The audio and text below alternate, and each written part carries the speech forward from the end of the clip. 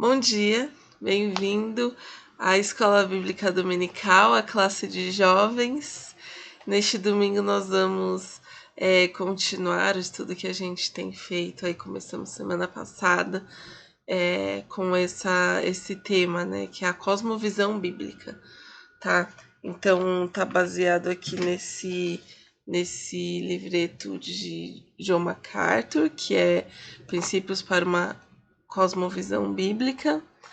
Eu fiz uma introdução na aula passada e hoje a gente vai falar sobre o primeiro princípio, tá bom? Vamos fazer uma oração para iniciarmos. Senhor, te louvamos por mais esse dia, mais essa manhã de domingo. Pedimos que o Senhor fale ao nosso coração por meio dessa lição, que o Senhor possa confirmar suas verdades dentro de nós, né, nos trazendo segurança na tua palavra, para podermos viver a vida neste mundo e encarar o mundo da maneira que o Senhor deseja, de acordo com a verdade. Que o Senhor nos ajude, que o Senhor nos dê direção e abençoe essa lição, que ela seja muito proveitosa aos nossos corações e às nossas vidas. Em nome de Jesus. Amém. Vamos lá. Já falamos sobre o que significa a cosmovisão bíblica, tá? Basicamente é a visão de mundo cristã, que é uma visão que está de acordo com a Bíblia. E o primeiro princípio para a gente viver, né, de acordo com uma cosmovisão bíblica, né, que a gente vai falar hoje, é a objetividade, tá? Só lembrando que a gente viu na semana passada que a gente está falando desses princípios e pensando no nosso contexto de pós-modernidade, né? Então, onde há um questionamento do que é a verdade, onde há, né, todo o questionamento das questões da modernidade, sobre verdades absolutas, né, sobre vários aspectos, né, coisas mais, tudo se quebrou, né, várias coisas que eram tidas como isso, né, agora na mentalidade da pós-modernidade, elas se dissiparam, né, então a gente vai ver esses princípios da cosmovisão bíblica pensando, né, em contraponto à mentalidade da pós-modernidade, tá bom? Esse é o contexto em que isso está sendo colocado. Então, são 6 princípios: objetividade, racionalidade, veracidade, autoridade, incompatibilidade e integridade. E hoje nós vamos falar sobre a objetividade, né? Vamos para lá. Então, e lembrando que esses princípios eles se constroem, né, um sobre o outro, né? Então, esse primeiro princípio que a gente vai falar, ele é assim o básico, né? E aí em cima dele nós vamos também construindo os outros princípios, tá bom? Objetividade. Um versículo chave para falarmos disso é João 17:17. Então ele diz: santifica-os na verdade, a tua palavra é a verdade, tá? Essa é uma oração que Jesus está fazendo ao Pai. E aqui ele está orando por seus discípulos, pelos cristãos, né? Aqueles que receberiam o Evangelho. Então, já é uma frase que não abre, né? Não abre espaço para dúvidas. A tua palavra é a verdade. Ou seja, a palavra de Deus é a verdade. E esse princípio da objetividade é isso, é que o cristianismo autêntico, começa com a premissa que existe uma fonte de verdade fora de nós, né? Ou seja, o que determina a verdade não sou eu e a minha visão subjetiva, mas existe uma verdade objetiva que está fora de nós, que é a palavra de Deus. Então, a palavra de Deus é objetivamente verdade, independente de como alguém, né, como você ou eu nos sentimos sobre ela. Então, ela é objetivamente verdade, ou seja, ela não é subjetiva, né, ela não está submetida a uma visão pessoal, e ela é absolutamente verdade, ou seja, ela se aplica a tudo e a todos, né? Então, ela é uma verdade que está sobre todos, é uma verdade absoluta, tá bom? Então, né, quer queira acreditar nessa verdade ou não, né? Quer se sinta bem com ela ou não, ela é absolutamente verdade e objetivamente verdade. Salmo 119, versículo 151 diz: Tu, porém, Senhor, estás perto e todos os teus mandamentos são verdadeiros. Então a gente vai ver que nas escrituras tem várias afirmações como essa, né, a respeito da verdade absoluta da palavra de Deus. Na maneira de pensar pós-moderna, não existe verdade absoluta. Ou, se existe uma verdade absoluta, ela é impossível de ser alcançada.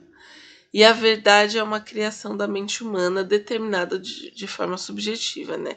Ou seja, cada um tem sua verdade, cada um constrói sua verdade, e eu não posso questionar a verdade do outro. Assim, para a pós-modernidade, nenhuma religião é superior à outra. O que eu acredito é válido para mim, assim como o que você acredita é válido para você. Tá? Então, dentro dessa visão da pós-modernidade, esse é o choque que existe com a verdade, a cosmovisão cristã. Tá? É que nós sabemos que a palavra de Deus é a verdade, existe uma verdade que é absoluta, que não depende de mim.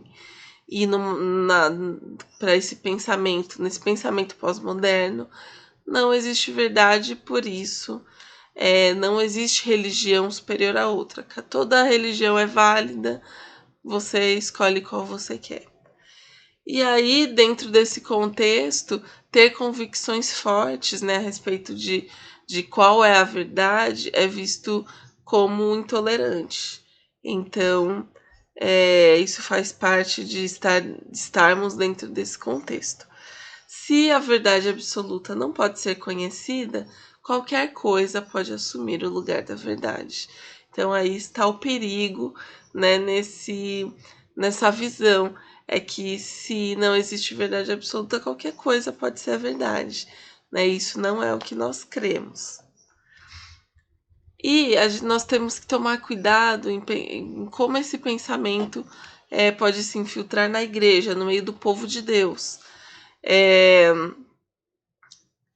Um exemplo que o autor dá aqui é essa frase, né? O que esse versículo significa para mim?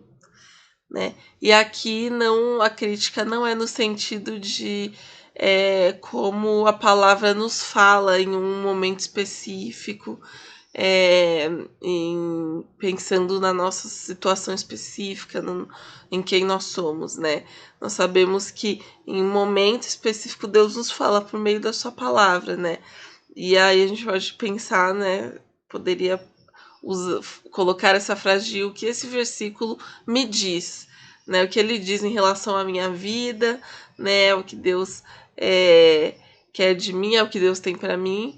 Mas aqui está falando o que esse versículo significa para mim, está falando de interpretação da palavra, né? Então, existe um significado que é verdadeiro e objetivo e claro nas escrituras e que não está sujeito à minha interpretação subjetiva, tá?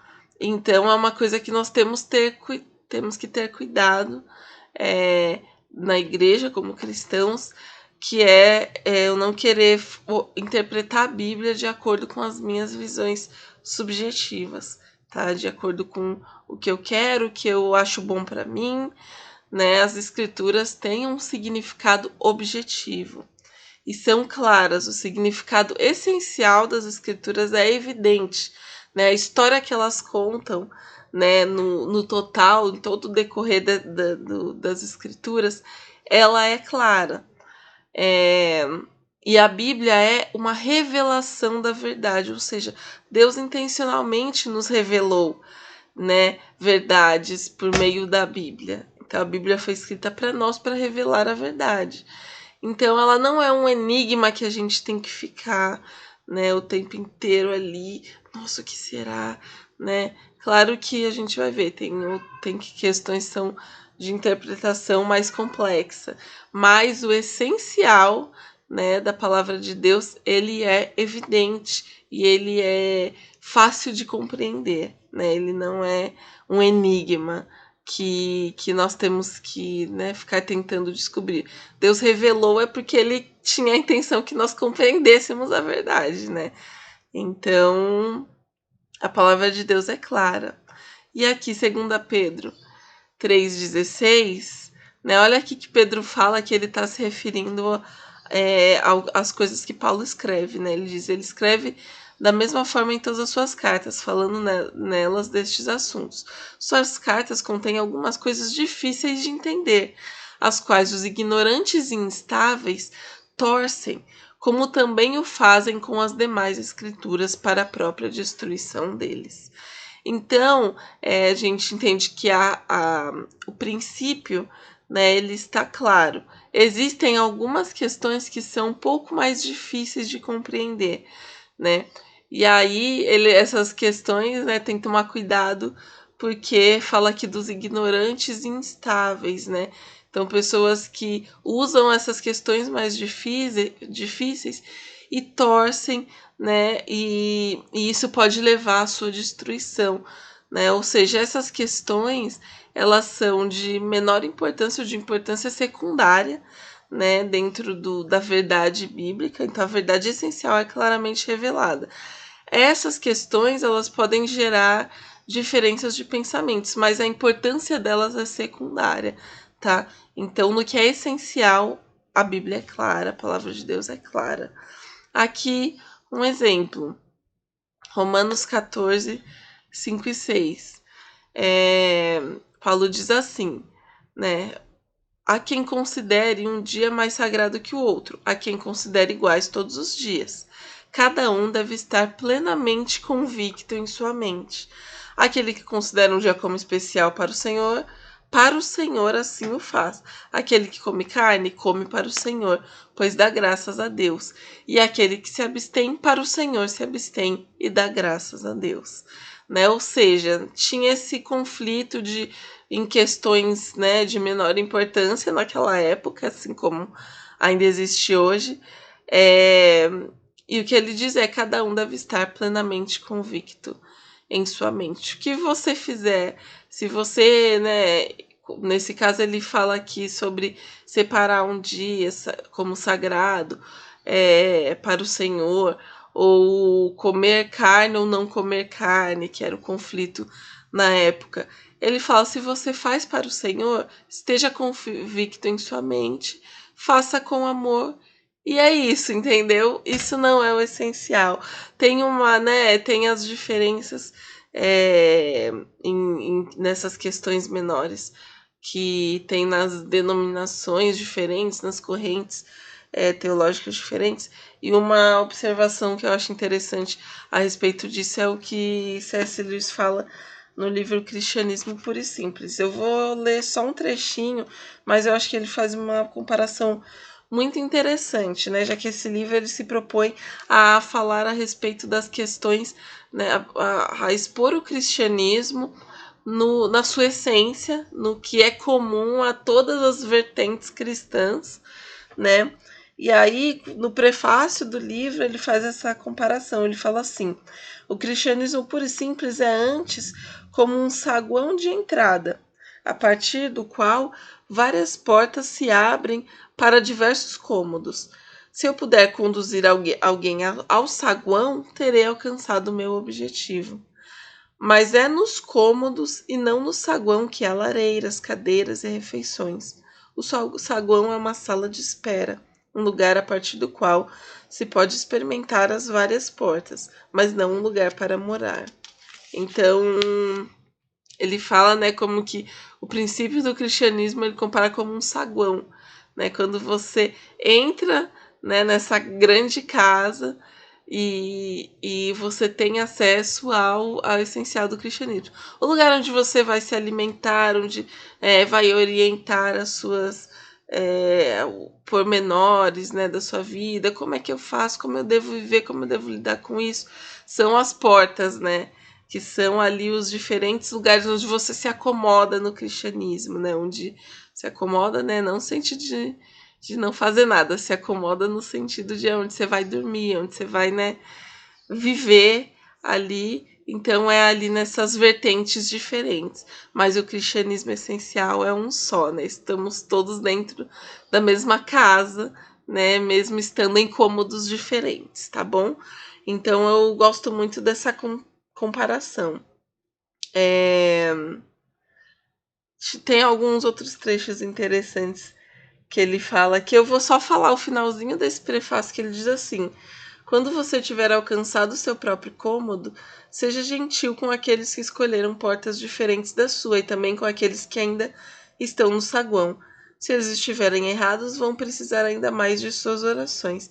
Se eles forem seus inimigos, então você tem ainda mais obrigação de orar por eles. Essa é uma das regras comuns a toda casa, né?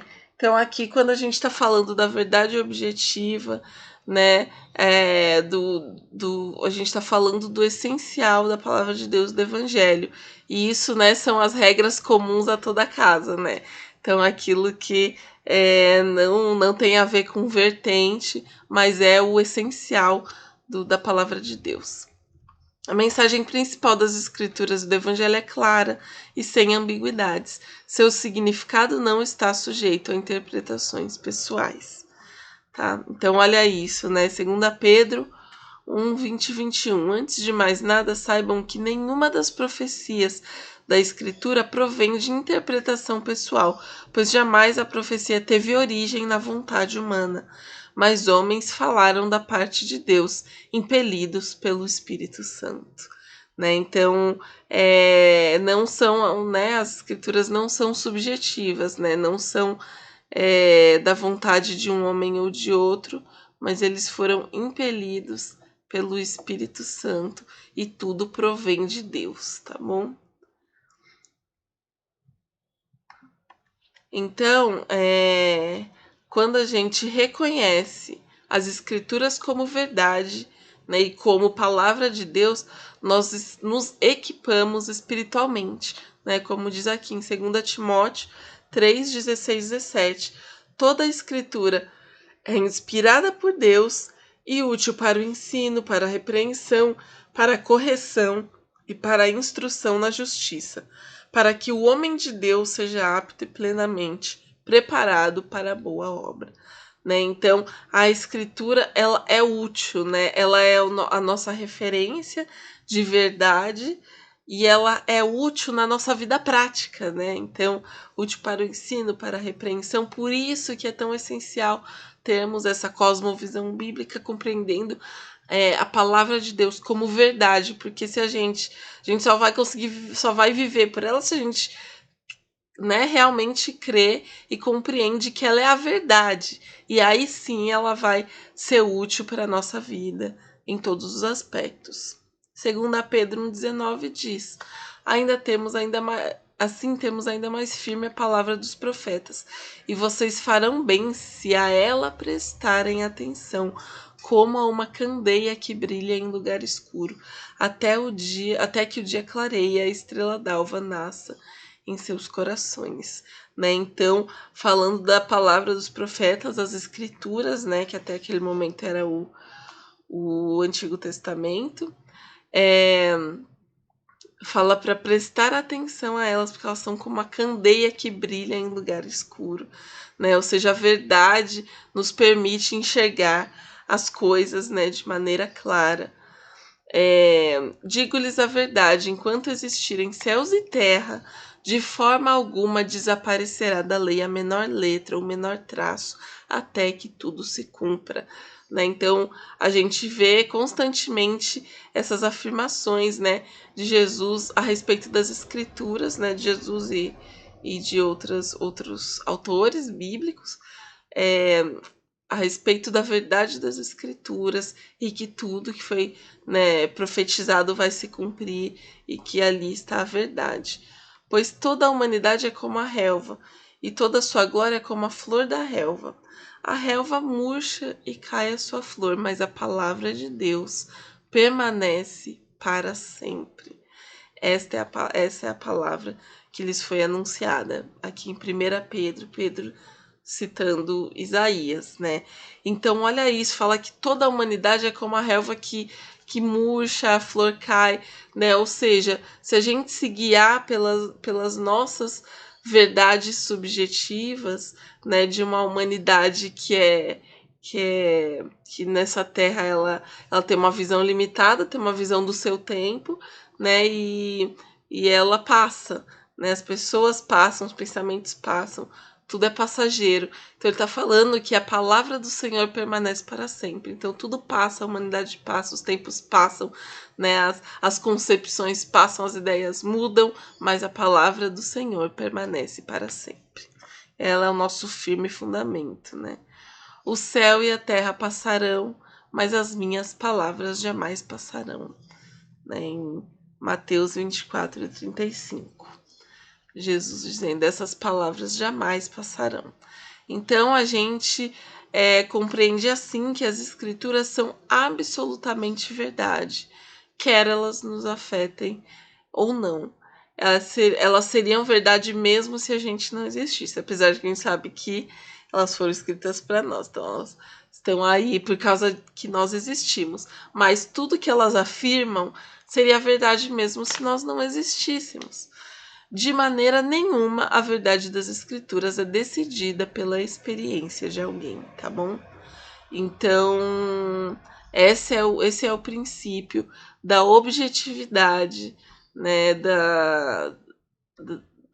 na nossa cosmovisão. É que a palavra de Deus é a verdade objetiva.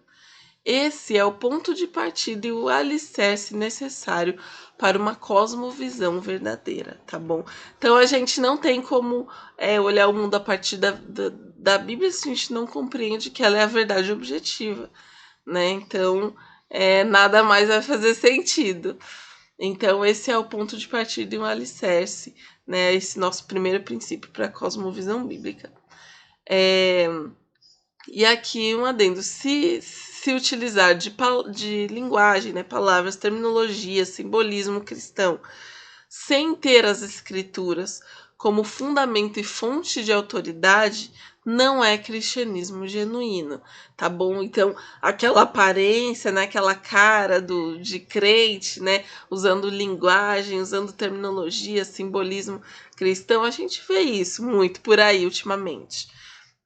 Isso não é se tem isso, mas não tem as escrituras como fundamento e fonte de autoridade, isso não é cristianismo genuíno, tá bom? Isso né, não sei, é só aparência, né?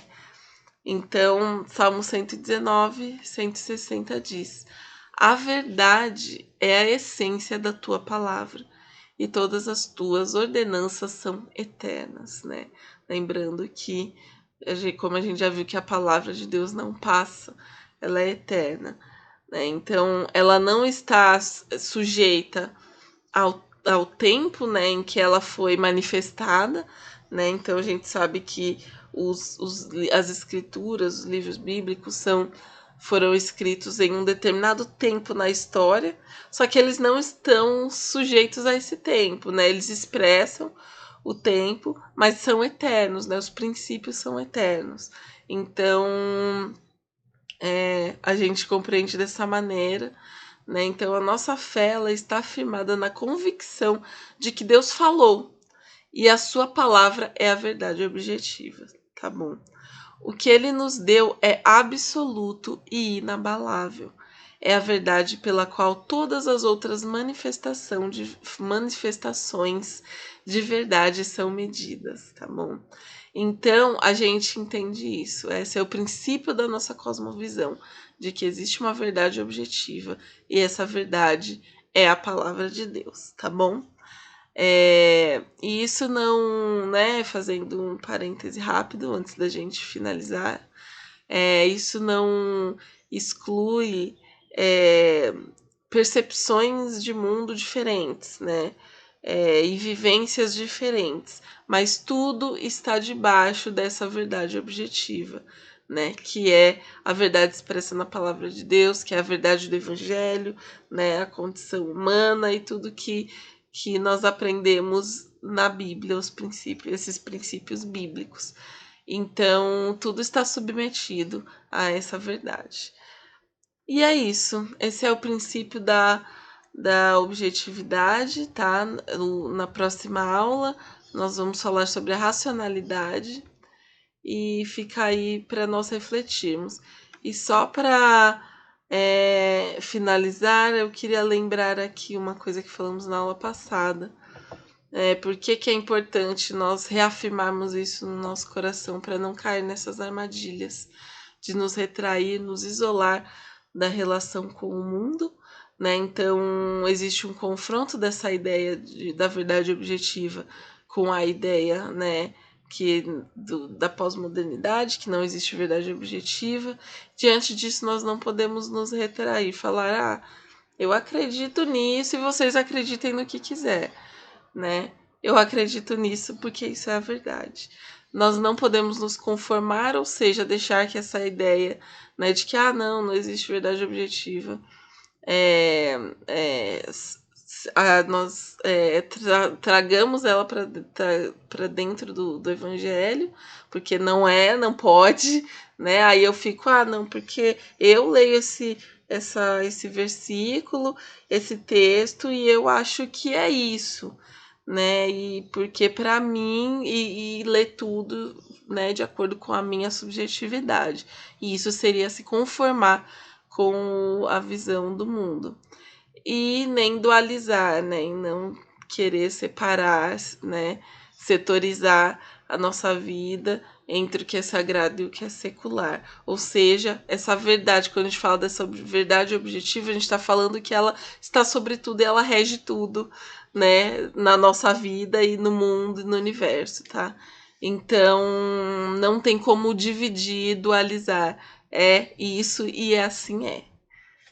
Então, é isso. Que possamos carregar essa verdade no nosso coração, como afirma a Bíblia, né? Que a palavra do Senhor é a verdade e ela permanece para sempre. Amém? Que Deus abençoe. Espero que essa palavra tenha falado ao seu coração, né? Tenha te ajudado de alguma maneira e nós continuaremos, né, nas próximas aulas falando sobre os demais princípios para uma cosmovisão bíblica. Deus te abençoe e bom domingo. Tchau.